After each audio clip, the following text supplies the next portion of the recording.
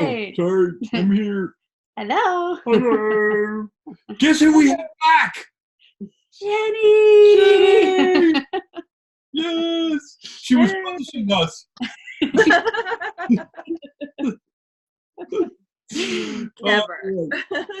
So here we go, on to the list. Now this list, even though I went into the council with Jenny, Gina, and my energy focus to get the list, ever since the last video we did, it's us focused, but the activations and messages they're out there. Right. For the collective, or I was for the broader. I was telling her I went in to this because I just did it a little bit ago, and I sat down and I joined the council and I focused on the three of us, and I got the first one, and I wrote it down, and then when I finished writing it down, I just went kind of okay, and my council went, what is it? Do you want something different or whatnot? I said, I don't know. I just, and they said, do you want to play double Jeopardy the rest of the round? And I'm like, okay, yeah, I want to do that. And they're like, all right. So you might feel a difference between the first one and the rest of them. I'm just telling you. Oh my gosh, you got a bunch of them too, don't you? They're just more worded. Oh yeah, because I was getting more things. Oh, I so see. Yeah. wait till you hear some of these. That's cool. They're cool. I thought, because I was going, wow, I didn't know that, and they're like, yes, you did, and I'm like, oh, okay, yeah, I did know it. Yeah. Kind of the thing I have when you explain that too is like our energy kind of pulling together and creating that space for these messages to then be shot out to the to the collective. Well, so it's like a channel for our collective energy, is a channel for that. Right. The energy of the three of us has to be stable in order to go to the next round, in order for us to act as agents for other people out there. Yeah. And they will come or they won't come. They'll watch the video and get the messages, or they won't, or they'll watch it and they'll get some of it and not. It's not up to us. Yep. They'll get what they're supposed to get. Exactly. That's right. Yeah. So, all right. So the first one, the first boring one, the first one is we communicate to ourselves through struggles. Yes. That's how we talk to ourselves. When everything's going well, everything's flowing and whatnot, then your higher self is basically just way out front, and you're just kind of going, and things are just flowing well and whatever. It's when you stub your toe that your higher self circles back and says, oh, okay, so you chose to get off the path here. All right, let's see what we need to do, because you're looking for something here.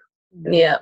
And so I'm going to give you a struggle that you can focus on, and through that struggle, you're going to identify with something. Something's going to speak to you. It's like a kink in a hose I keep getting, like when you're pulling it out and then it gets kinked all of a sudden, like it's all of a sudden going, flowing, and then, oop, there's a kink. Okay, we got to work that kink out of that hose to get the flow back in action again. Yeah. Yeah, but let's not be kinky on these. Jenny getting all kinky. Yeah. Bunch of hoes. Water. So funny.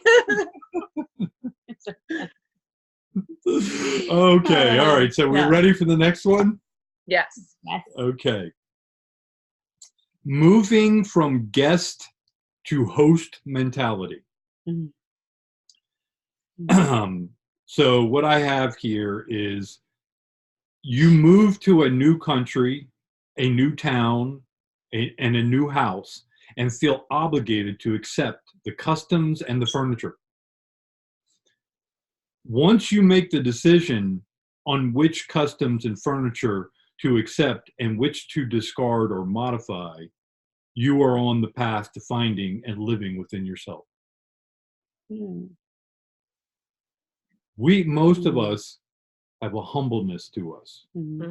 Everyone does. Everyone has and if you moved, if someone offered you this awesome job or opportunity, let's just say opportunity, because I want to move away from work, opportunity, but you had to move to a new country, a new city, a new house, and they said, it's all furnished, it's all taken care of, just these are the things that we like, these are the things that we believe in, and into it, and you felt when you got there, you didn't want to cause problems right away, so you accepted the customs of the town, the country you were in, and you accepted the way they furnished the house.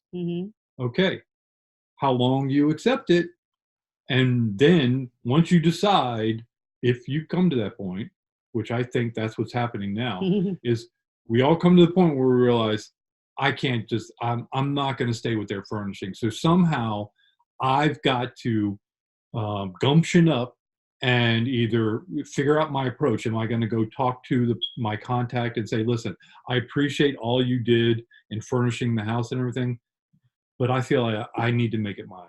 So I'm possibly going to remove some of these things. What do you want me to do with them? And bring in some of my own furniture, because that's going to resonate with me. I'm going to make it my own and make it work for me so that I can be comfortable and feel like it's blended with me and me with it.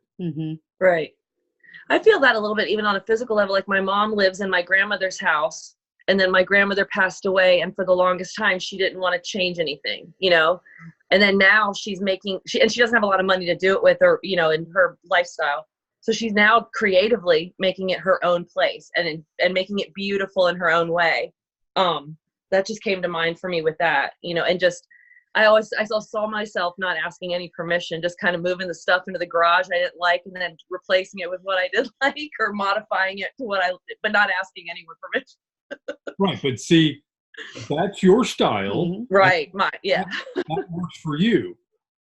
But someone might come along and say, but if you were more comfortable with it, you wouldn't feel like you needed to defend yourself. You would just go to your contact and basically say, hey, I'm going to move some of this stuff in the garage because I'm moving some of my furniture in now. I think it's been whatever. So you're not wrong, and everyone's got their own approach, but your approach actually says something about you. Are you listening? Yeah. Are you paying attention to how you approach these things? You know you want to change the furniture, and there are many options to go about doing it. First of all, what do you let in to say, I need to address this? Well, because there's probably a lot of things that you don't even come into your awareness to say, I even need to address it. The person who offered me the opportunity way back when, who that's not my point of contact. You may say, I don't need to contact them. It's not just a matter of courtesy. Courtesy is actually energy transfer. What you're doing is you can carve a little path for you and make it still a little bit harder to meander, or you can carve a big path. It's what works for you. If you take it away from the physical and you think about, you know, we're raised with certain beliefs or groups, and then as you grow, you start to develop as you grow into your teenage years and older years, you start to develop your own beliefs and things. But how do you handle your, you know, the ones you're connected to that, you know, that still have those other beliefs? It's the same kind of thing. Yeah, well, energetically. Just so you know, this isn't physical. About furniture. This is not about furniture. Furniture. That's why I wanted to. Right. Yeah. So this is just the symbolic way, the analogy used to transfer this, the message. What we do with the message is entirely up to you. How you get activated or not at all is completely up to you. And same for anyone watching this video. What does it do to you? What is it? I'm not doing it. I don't even know what I'm delivering. Because I'm getting my own message from it. And okay, yeah, all right. This is what I need to do. This is what. Oh, and by the way, here's the message for you. Yeah, so you can because I don't want to hoard the message. Right. I want to share everything. If I if I figure something out, I don't want to hoard that. I want to share it with everyone because it might work for other people. But some people are, they might be a little insecure or whatnot, and I don't want people to think this way about me or whatnot. I've moved beyond that now. I know people look at me like I'm,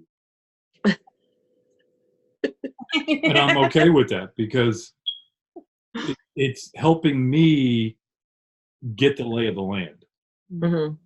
I'm being more of me, and I'm seeing the reactions to more of me. And so that tells me, I mean, you don't find out who your true friends are when the weather's good. Right. You find out your true friends when the weather is the worst it can be, like during a hurricane that we're currently in right now. We're watching. Right. Yep. Literally as we speak. Well, we were just noting we've got our bird feeders out the back window. They're right up against the window, so I mean we can stand right there in that back room, and the birds are no more than 2 feet from us, and we're watching hummingbirds come in and whatnot. And it's pouring down, raining, and wind's blowing, everything, and they're out there feeding. They're still flying around playing. They're out there on the feeders. It's very interesting. Yeah, I was out driving around yesterday or the day before and saw millions of butterflies, and all I was thinking is, wonder what they do during the storm. I'm like, wonder where they go. Everybody's worried about, we need water. I'm like, what are the butterflies going to do? And the dragonflies. I like that message right there. Absolutely. It's like bash and everything. Hey, what are the butterflies doing? Why not? Yeah. Exactly. That's great. I like that. Okay, so the next one is called consulting yourself. If you hired yourself to come into your life, evaluate all the things that you're involved in, what changes would you make? Now, it's the part of yourself that you respect the most, the part that you would listen to the most. That is the consultant you would hire to bring them in and evaluate. Just, so that the reason it would be yourself and the way it would be presented this way is so that your ego would not get engaged. Yeah. And if it did, this person consulting with you would be able to identify, because it knows you. It is you. And it identify, okay, I made this suggestion and I just saw your ego get engaged, and it's going to prevent you from doing it, yet you know you need to do it because Yes. Yeah, exactly. That's really why it's so important to get the observer self developed, because that's the consultant. That is the observer self. Becoming the watcher, yes. Yeah. Yeah. Instead of just being the doer, start becoming the observer, and not just other people, but yourself. Like, what are you doing, and is that really what you intended? Right. The interesting thing is when you see it in other people, it's probably something you're doing. So that can even be if you're typically always, yes. I've been writing a lot of letters to myself, or just asking myself questions by writing it down and then looking at it several times, kind of getting different answers in my head throughout the day or just different thoughts about it. But I'm like basically writing letters to myself and journaling almost all the time lately. Oh, shit. Sorry. Getting a call. She was being kinky earlier, and now she's why not? There goes the PG rating for this video. No, I mean, I'm not going to be throwing F-bombs or anything, but if it comes up, then there's an energy associated. Right. Laura, we've been watching Laura Eisenhower videos lately, and I was watching one, and she was talking about F-bombs, and she said she was working with someone, and they basically said she was trying all these methods, and they just weren't working and everything. And the woman said to her, have you ever tried the FU approach? And she's like, what's that? And she said, you just say FU, and we found actually in testing, it actually has its own energy and works a lot of the time. It lets you release it. Just like, I sit with that energy quite a bit, actually.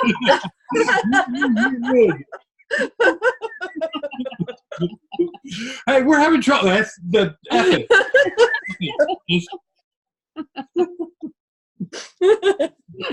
Oh my god, that's good. I didn't see that video. We're going to be going around, Jenny, you. Oh, that's good. Okay, the next one is a dream that I didn't know I had, and my higher self played it on the screen for me, and I'm like, hey, that is my dream. Oh, okay, thank you. And then so I was like, all right, let's do this. What I saw was a massive construction project where everyone, and I mean everyone, was both a mentor and a protege. So I saw massive, different sized communities being built. Everything throughout society was being rebuilt.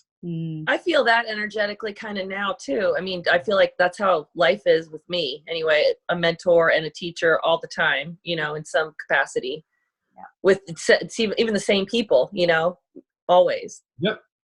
And I'm starting to feel that more readily and in a stronger way, feel that constructive energy, like people wanting to construct or develop or do something. Yes. You know, the conversations are starting around that. That's not when this creative. And well, this time too, astrologically, the sign of Virgo is a time for creating and making things happen and change. So energetically, as I think the world as a whole right now is having that feeling. It seems wherever I look, that's what's going on too. Yeah. That brings up another point. This comes from, I mean, we did a video with Eva, and we mentioned Ophiuchus, which is the 13th sign. If anyone, many people are, if they are into anything astrology, they're aware of the 12 houses, the 12 signs. Well, there's actually a 13th sign. What's it called? Ophiuchus. Okay. Yeah. And it's between Scorpio and Sagittarius. Okay. So it's, say, like November 30th through December, like December 10th or December.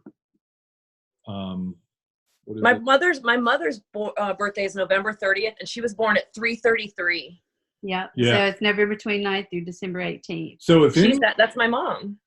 So if anyone watching this or anyone knows someone that is between those dates, I'm not telling you what to do. I'm just saying it opened up inside me when I found out that I wanted to know more about it. I'm not saying I subscribe to everything astrology. Right. I have opened my mind to more things, and I believe there's golden nuggets in everything out there. You just have to possibly, dig for it and whatnot. So I think it's a great guideline. It's a great guideline, and you can change it. Nothing is set in stone, and I like reading the material that kind of guides you in that direction always, because I believe anybody can be anything they want to be regardless of when you were born. Absolutely. But it is a good guideline. I think each of us have all 12 houses, all 13 houses. Oh yeah. I think it's all in us. We have just accepted a role to play under a certain house. Yeah. The way I see an astrological chart, almost it's kind of like a GPS coordinates of when we want to enter into this lifetime, whichever lifetime we're going into. Because just the way that I've seen the chart, it's almost like they've used like the place, the time, and then where everything is at that moment. So it's like I can see us almost setting the dials of, okay, this is when I'm going to go on in, and then it's like, that's our time. That's kind of how I see it as.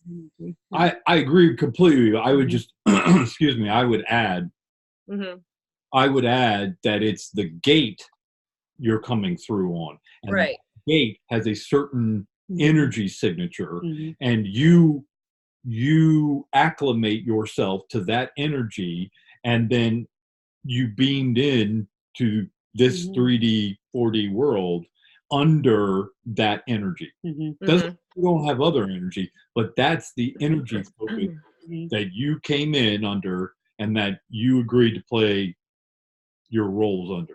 Yeah. Right. Yeah, and the interesting thing with Ophiuchus too is it's the ether. where the other elements, the 4 elements are in the other 12, but the element associated with the Ophiuchus is ether. So it's the bridge, fifth, the bridge of all the other, the bridge elements. and the healer, Mm-hmm. the Very snake handler. Mm-hmm. Wow. So there's a lot of information out I there. felt a lot of stuff open up for me when I started just considering these qualities and these just new data. I think that's what I have to show that to my mom when we get done. That's cool. Yeah. All right. So she's gonna love that too. She definitely wants to have like a special thing. So she'll be like, "Yeah, I knew it. I knew." Oh. Oh no!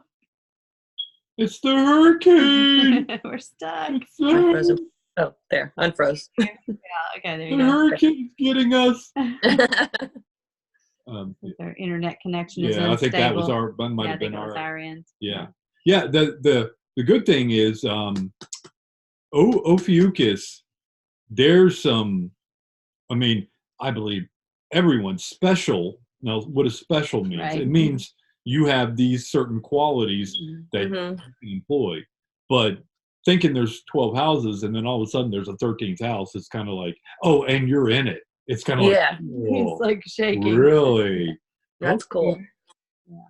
So for the longest time, my mom did, a little bit of astrology or whatnot. When not that I really followed it, but she would tell me stuff. When to don't do anything during this period of time, or whatever.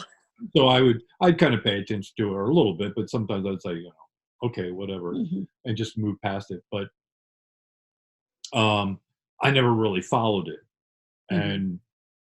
but now I'm thinking there's something to it. Yeah. So I still wouldn't say I know anything about it, but that's the good thing is I can start to research it and see what I like and what I don't like. There's a great book. I think it's Inner Sky is what it's called. It's really good. It's a good take on astrology. I like a good beginner one. Yeah. I like that Inner Sky. Yeah. All right. Excuse me. The next one is Energizing My Spiral. Taking responsibility of my energy spiral and setting my intent on my energy uses. This is what we are each doing. I saw myself doing it. Yeah. At the center of you is your energy spiral. Some people might say it's an energy bubble or whatnot, but it is not uniform. It is constantly swirling around and morphing and moving from side to side, but it tends to have a certain spiral feel and look to it. I'm almost seeing like the Kundalini snake, like up the chakras, that it's like, Yeah. So symbolically, you see it the way you see it. Right. This is the way I saw my energy spiral, and I've set my intent now that anyone approaching my energy spiral must present their intent to me in order to engage my energy spiral. If their energy spiral, if I don't accept them into my energy spiral because I don't resonate with their intent or whatever it is, I have that sovereign right to say no, thank you. If they try to encroach on my energy spiral anyway, there's a built-in warning that says, as soon as you do, I'm not going to be afraid of you. I'm not going to run away from you. I'm going to steal your energy right away. As soon as you enter, I'm going to steal your energy. So that's where I stand. So once I fully embrace this and accept it, then there is no fear. There is no one can get to you unless you let them get to you. Right. Yeah. We even talked about, we talked about it in relation to the storm. We've talked about also last day in relation to things like fluoride or food issues or anything that, not just beings, but anything that is coming into your sphere. This is the beginning stages of transmuting your fear. Yeah. Transmuting, I'm afraid of spiders. We'll transmute fear of spiders. Transmute being afraid of drinking contaminated water. you'll just transmute the water. Mm-hmm. It could be muddy water, and you could drink it, and it won't adversely affect you Mm-hmm. because you set that intent, and you've worked through all the other traumas or obstacles along the way, and now you are holding that space. And you hold that space with complete confidence, because the doubt, you don't. If you have any doubt, If you have any doubt, about then it, you're not there. That ruins it. Yep. You're not there. Yep. All right. So the next one is called Wielding Magic. My higher self and/or my counsel present impressions or ideas to me, to my inner magicians.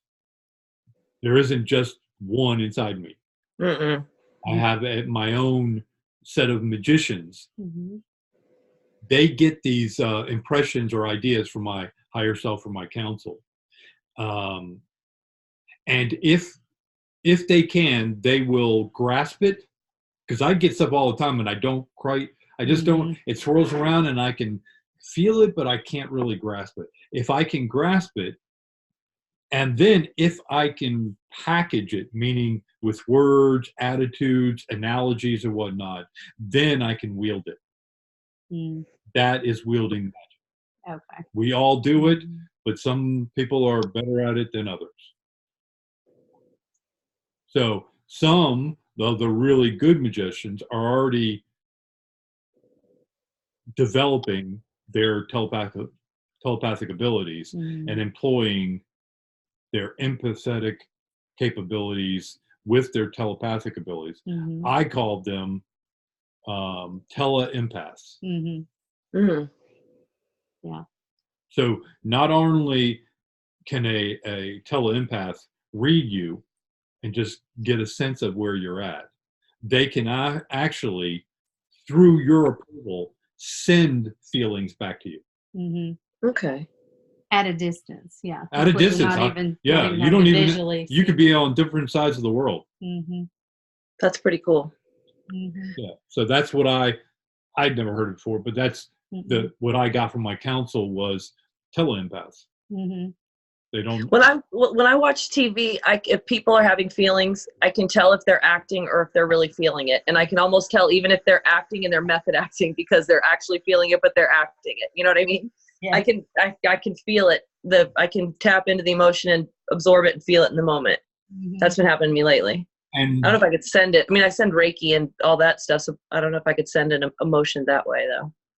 That's interesting. Yeah, more and more people are feeling what you're feeling. They're going through that. The energies coming in are altering us, because remember, each of us have all these capabilities. Oh, yeah. But we chose to come here and employ only certain ones and play a certain role. And it may not even be your favorite capabilities or whatever. It's just, oh yeah, I want to be a part of that. Well, you're going to need to play this role. Oh, okay, I'll play that role. So they're doing that. The good thing is the role playing it's not over, but the phase of playing the downtrodden and the beaten and the enslaved and whatnot, that act or those acts, they're just about over. Yeah. And now we're into the new acts and new roles come online. So when people are starting to pick up these new capabilities, oh yeah, these are your method acting roles, capabilities that are coming on for your new roles that you're going to be playing. It's so weird that you're talking about that, because I had a dream not too long ago, and it was like that all of our lives are pre-written and they're not even personal to us. We just got the part. Like we were the actor that got the part, but it was written by some other thing, and it's just all play acting and not even personal to us in any way, shape, or form. Yeah, if we are a spark of source, then we already have everything inside us. Right. But we want to explore it. Source wants to explore realities.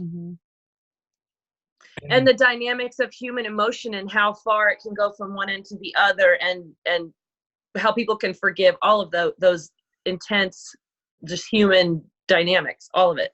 Right. But how could you do it if you already know everything? Right. Well, you do it by method acting. You basically shove yourself into this small container and then shoot yourself across the galaxy into this planet. And basically, when it opens up and you're delivered, you have amnesia. Yeah. Yes. So, is there anything else we could do to make it more complicated? I know. I commented on some kind of meme about it being ourself, and I was like, I wish I would just leave myself alone. But actually, you're not leaving yourself alone, because that part of you says, no, it's going to be fun. If you would just relax and enjoy it, you will have fun. It will be the best. You came here to experience, and fun. Fun is just a perspective.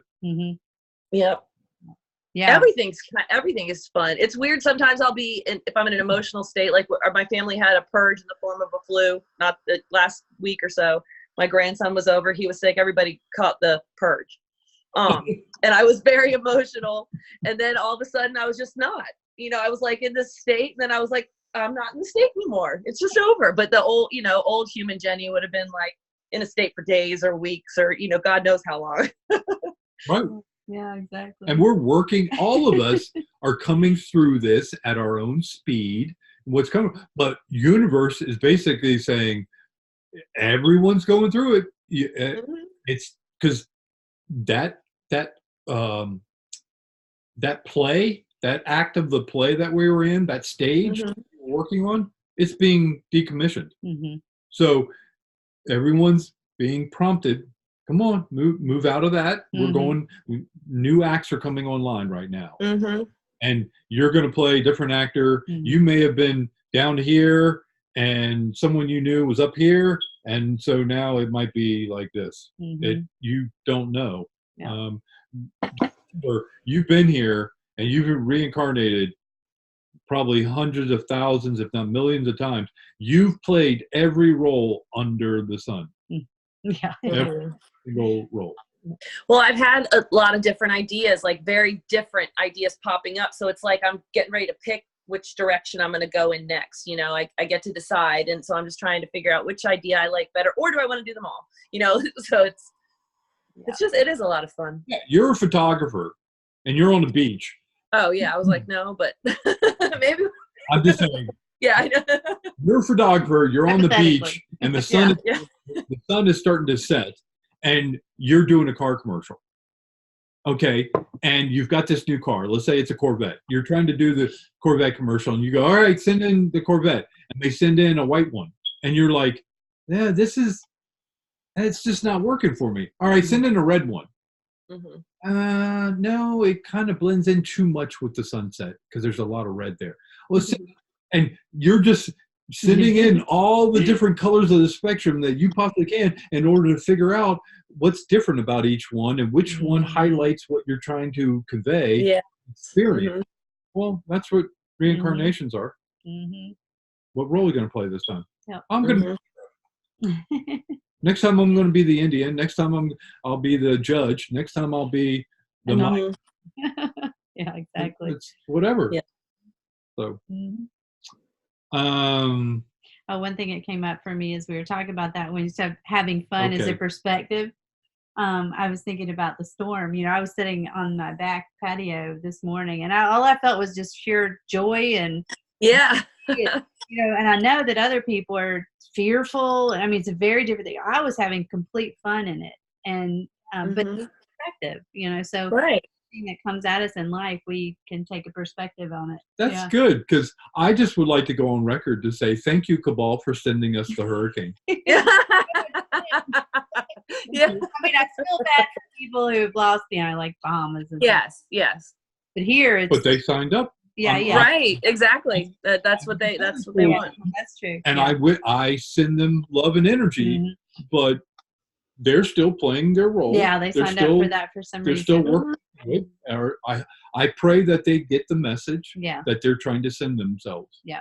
Like 2 days ago, we were at the beach, and my friend Lindley was there, And these people were going in. We weren't supposed to go in the water. It was like up to the shins only. And she was like, "Oh my God, look at them. They're good." I'm like, "Stay in your lane. Maybe that's what their path is. They're supposed to drown in the hurricane. They're supposed to drown in the hurricane. What are you going to do, Lily?" I was like, let them live out their karma. World parent.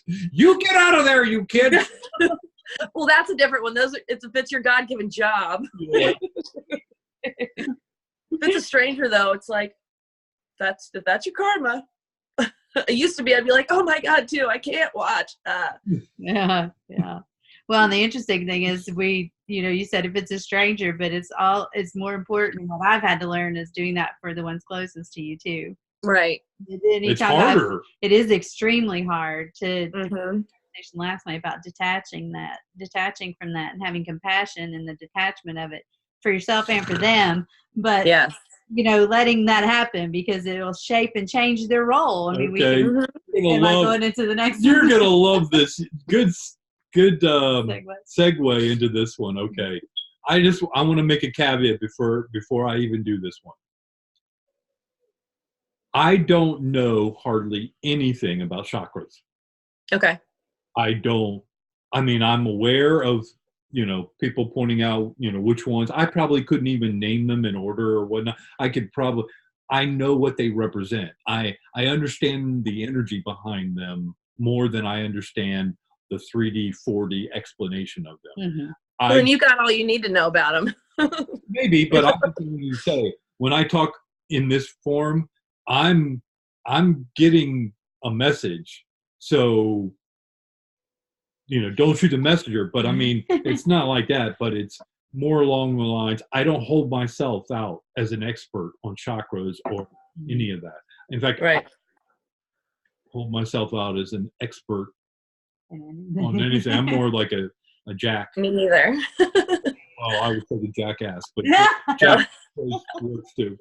I know a little bit about a lot of things and a lot about nothing. Yeah. So that's pretty much what I consider myself. And I like being there.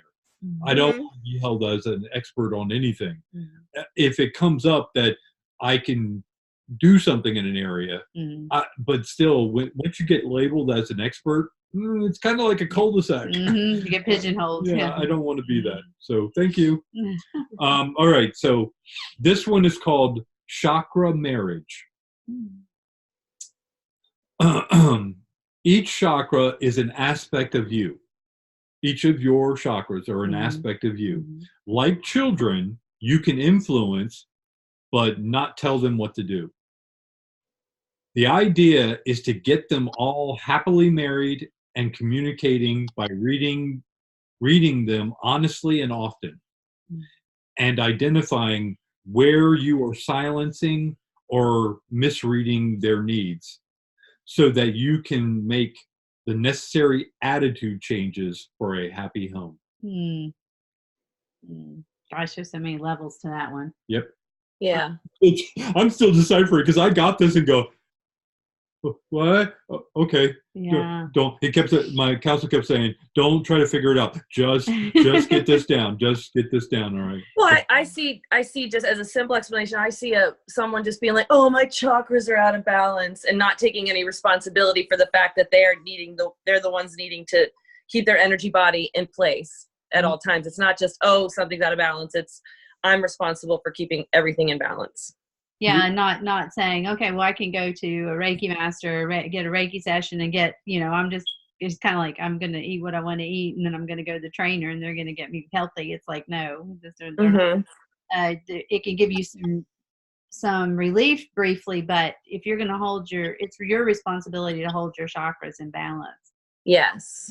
On a continuous basis. And you can learn so much from what's out of balance in that chakra. The marriage piece made me think of the masculine feminine. Yep. If there's a masculine feminine in each of woven, and when you think about the snakes weaving, that is the chakra around. Yes. Yeah. And so it's that marriage and that that blending all the way up and being responsible to balance that within ourselves. Yeah. Now, I thought when I first heard about the chakra, when I first heard about them, I thought you start at the lowest one and you work your way up. Oh. Okay. I know now that you're constantly working, your chakras are constantly communicating to you and to the rest of your chakras about where they're at. Like, I'm stuck on this. I'm stuck on that. I'm exerting some energy in this area. I'm reserving it in this area. It's constantly. So you could be aligned in your lower third chakras, and then start working on, and you start concentrating on your fourth and fifth and all that, and then your lower third can get out of balance again because something else you're undergoing or that's influencing you. So it's a constant balancing act. Well, as a yogi, I do believe a little bit most of the world lives in the lower chakras, and they're out of whack, and you really can't get, your heart can't open till you can move the energy body up, Sushumna Nadi, like all the way up through and burst open the heart is kind of how I feel that it is. That's how it was for me. But it takes because when you're not, like your root chakra is responsible for all of that low vibrational energy. And once you get that going, then it starts moving upward, and then it all starts flowing all together. But I feel like you have to get the lower ones moving before it can really move upward. You can start working up here, but if it's not flowing down here, you're going to get blocks. That's why, like, with asanas and things like that, it's to move the energy up through those blocks and bust them open to get it all the way up and out. Yeah, I kind of think the image that I get for me when I'm working with mine is kind of like the spinning plates. I don't know if you've ever seen those show, where they'll do put a color in a plate and you spin it, and the plate and you spin it, and you're constantly watching which one's wobbling and which one needs, kind of in, or that's kind of like the way I feel about it. It's like kind of what you said, is you move up and down the chain, because you can be, I think about some of our children, grounded, a lot of times, they're up in their higher chakras to a large degree, about imagination and, and then we're saying, okay, well, you've got to do this, we're grounding them in a way. So I don't know that what order necessarily it is in, but it's that mixture of all of it together. Yeah. And this is what I was getting as part of this message is, excuse me, I was thinking too linearly on these, because I was getting impressions of like the second and fifth chakra partnering together on something and to communicate something with you that affected the second and the fifth more than the others. And then you might get your first and your fourth doing something or something going on that's affecting those two. So it isn't really, it's not linearly. That's one perspective. But there are many other perspectives. You could look at it top down. As far as starting in the lower chakras, yes, because that's the way that this 3D density was set up. Right. First, second, the biology, in the organism. Right. But if you are more in the 3D, then you are going to be more in the 1, 2, and 3. Right. But you're more, if you are more of a 4D, 5D, 6D being, that is going to be more your focus, but you still have to balance 1, 2, and 3. Right. You're not going to come at it from thinking 1, 2, and 3 is your base. You're going to be coming at it from 4, 5, and 6 is your base, symbolically. Right. Well, plus there's also all the other chakras that aren't even a part of the body, the energetic chakras, all the others. So it's these are all portals. They're all gates. They're all connections. I mean, we know we got pushed down or decompressed or compressed down into 2 strands of DNA, but really we're not just 12 strands of DNA. We're many more after that. Well, the chakras keep going all the way up and up, but there are points when the chakras matter more to you and your development than other times. So it's a matter of, are you listening to them? they're like kids. The reason they was put this way to me is that you can't tell your chakras what to do. They're almost like their own being. It's like they're to you what you are to your higher self. Mm-hmm. So you're being a mentor and a protege at the same time already. Yeah, within yourself. Yeah. Right. So I can tell with by the foods I crave, like what's going on with me too. You know, if something's going on with a chakra, whatever. You know, like if I was craving a lot of potatoes, and then I was thinking about what's going on with my root. You know, then I started looking into it, and of course I find the answer that I need, and I'm like, okay, it is something going on with my root. Right. So you're reading the signs and translating it into what's going on with your chakras, and it can help you to say, oh, here's what I can do to take this to this level. It's not a matter of fixing it. There's nothing to fix. No. It's a balance, and then a rebalance, and then a rebalance, and then a rebalance as you're moving. Because every time you're moving, you're altering your previous balance. And I'm getting this, that sometimes you need to be living in whatever realm, you know, I'm hearing like realm to learn a certain type of lesson, because you have to be vibrating at that way, or else you wouldn't even be able to see the lesson if you were at a certain level. So it's like, you've got to be there. That's where you're supposed to be. Yeah. Well, I still don't know anything about chakras, but I think you know everything about chakras. Maybe not think you know here, but you know. But I'm relieving myself of that tension and saying, I know energy. I can feel when someone wants to be around me and when someone wants to get away. I can feel when someone's into a video or when they're preoccupied with something else. I can tell when they dislike someone and when they like someone. It's me, that is more familiar ground to me. So I use that knowledge to help translate messages instead of someone else may use, the chakra system. Someone else may use astrology. Someone else may use, it's what resonates with you as a translation program. Right. So, all right. So that was the end. But then I said, is there a bonus? And my counsel said, yes, you called it right. There is a bonus. There's a bonus one. So I said, cool. Give it to me. So here's the bonus item. This one seems simplistic, but I told her, even my counsel was laughing at me as they were giving me these items, saying these things have 2 and 3 and 4 and 5 different levels, and no one person is going to get them all. You kind of have to keep revisiting them, and you will. Maybe not through watching the video. The video may just be a catalyst to get it started, but you'll revisit these things through your own symbology. So this one is healing is just changing your attitude. Changing your attitude is just creating a new perspective. Sounds simple, but we know it's not. Simple, but not easy. So think about it. If you've got a bad attitude, it's hard to identify you got a bad attitude, but you can tell by the way things come at you, the way people look at you, whatnot.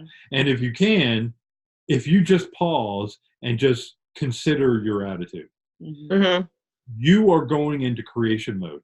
You are now starting to create a new perspective.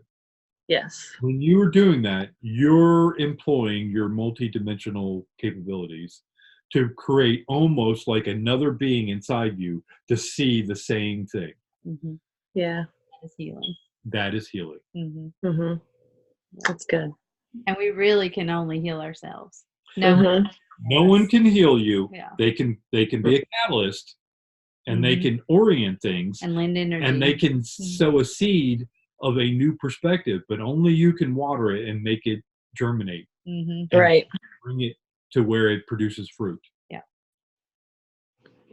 So, or they can bring you the seeds that you pre-planned to remind each other ahead of time. Exactly. To help you remember. Yeah, and I was thinking when we said it's simple but not easy, we had a conversation about we always tend to, in this life, have wanted things to be easy, and easy is not where the biggest treasures are. Easy, No. we could learn so much when it's difficult, and we actually challenge ourselves. I mean, we don't like games that are ultra simple. We don't, we want some challenge to things, and so when we in our lives try to make everything easy, we're actually kind of delaying lessons Yes. for ourselves. Well, I'm finding that when it comes to my kids a lot, I try to not make it so easy for them now. Yeah, I could, but I don't want to. I want them to have that struggle and learn the lesson and feel good about themselves when they figure it out for themselves and get that confidence. Mm-hmm. yeah. I mean, when someone says, "I wish it was easy" or whatnot, that's someone who doesn't want to face the discomfort of being presented with something that is going to change their status quo. Yeah. The reason we hang on to status quo is because of the matrix. The matrix wants you to stay the same so it can continue to puppet master you, and then it doesn't have to expend any more energy on manipulating you. You are fully bought into the system. It's easy. In fact, if you completely give in to the matrix, you probably find easy street. The reason you're having tough times or it's not easy is because you are not accepting of the gift that the matrix is offering you. It's trying to buy you off so that you will abide by its rules and its customs and everything and accept the furniture. Yeah.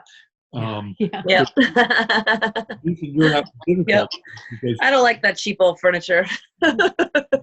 you're pushing back and saying, I know there's something better out there. I know it. I can feel it. And so I'm not allowing myself to accept this status quo. So no one's making it hard for you. No one's making it not. It's you doing it to you.